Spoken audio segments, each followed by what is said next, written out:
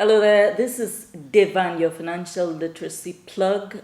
I talk about all things money. Straight to the point.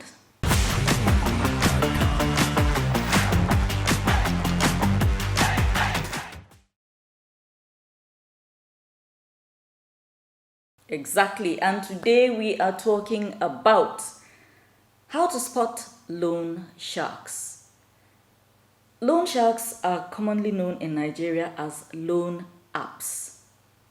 Globally, they're known as loan sharks, and a loan shark is simply a money lender, usually an illegal one, that operates under very stringent and unwholesome circumstances and practices.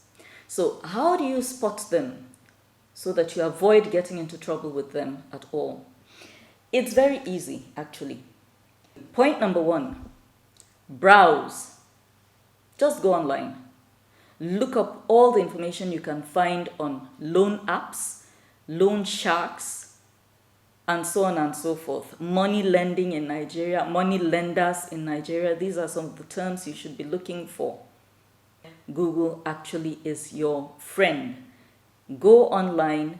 They have lists and lists and lists of them, especially those that have already gotten themselves into trouble with the law. Another way you can check is to look for CBN's list, because CBN is supposed to give them the license to operate.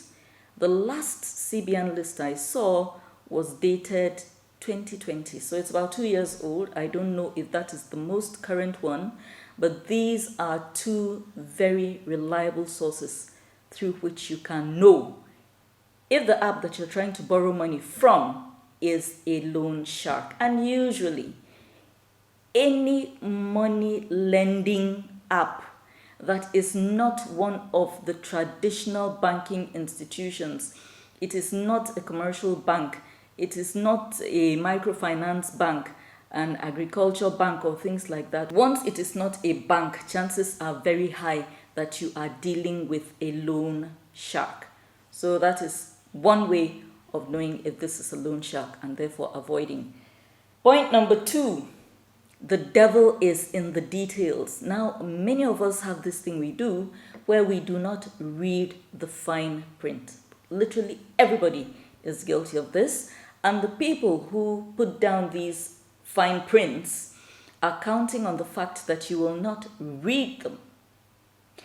You will find that even with medicine, the small slip of paper inside the pack, even for those of us that have to use medicated glasses, you literally have to use a magnifying glass to read that fine print.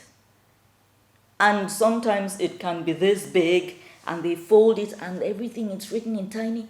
It's almost as if they want to discourage you from reading every last word. And it's the same thing with practically every other thing where you have to read the terms and conditions.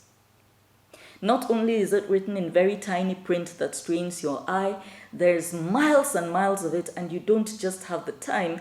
And if you do, most of it is written in so much legalese and jargon that it makes very little sense to you. So you just click accept and move on with your life.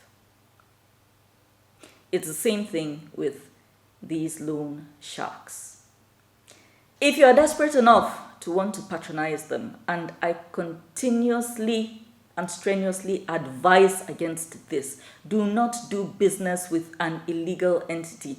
These entities are all illegal. None of them have been licensed by the CBN in Nigeria to function as a financial institution. But if you are desperate enough and you have decided to take that risk, try and read the fine print. When you are done reading it, that should be enough to discourage you. Avoid. Point number three. You see, many of them have fallen into this thing they do, and this is typical of all loan sharks globally. In Nigeria, their preferred method is to send threatening messages to everybody on your contact list. Now they gain access to that contact list because you gave them the permission to do so when you downloaded their app and agreed to certain terms and conditions. And accepted and accepted and accepted. And that app just acts like something, so almost like a virus, and absorbs literally every content that is in your phone. From your contact list to your photographs and so on and so forth. They demand your BVN.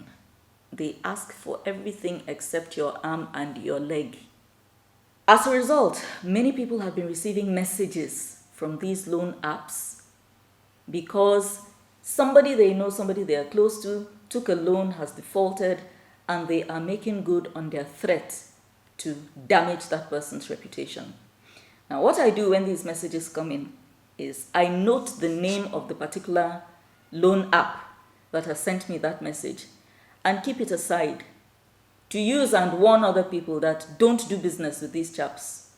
This is the message they've sent me in regards to this person. So if you don't want it to happen to you, don't do business with them. And another reason why I warn strenuously against doing business with them is you can actually work well within the limits of the time you have been given. Let's say, for instance, you're supposed to pay your loan back in 7 days. You won't pay back in 6 days. I don't know if they have some kind of miscommunication glitch in their system. Sometimes you pay back and your character is still impugned.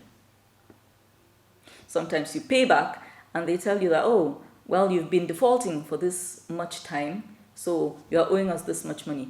Please, if you haven't done so, go back and watch some of the other videos I have done about avoiding loan sharks and things to do if you're already in trouble with loan sharks. In this particular video, we're focusing on how you can identify them at all so that you don't find yourself in a position where you're doing any kind of business with them. So this is point number 3. Point number 4, regular financial institutions will not ask for your list of contacts. When you go to a bank to open an account, you are asked usually to bring 2 referees. That's all. Just 2 people that can vouch that they know you, give their contact details, and that's it. There's literally no bank I know, proper legal entity, licensed with CBN. You go, you want to open an account with them for whatever reason, and then they say, oh yeah, hand us over your phone so that we can know everybody that you've ever done anything with. No. So that is a red flag.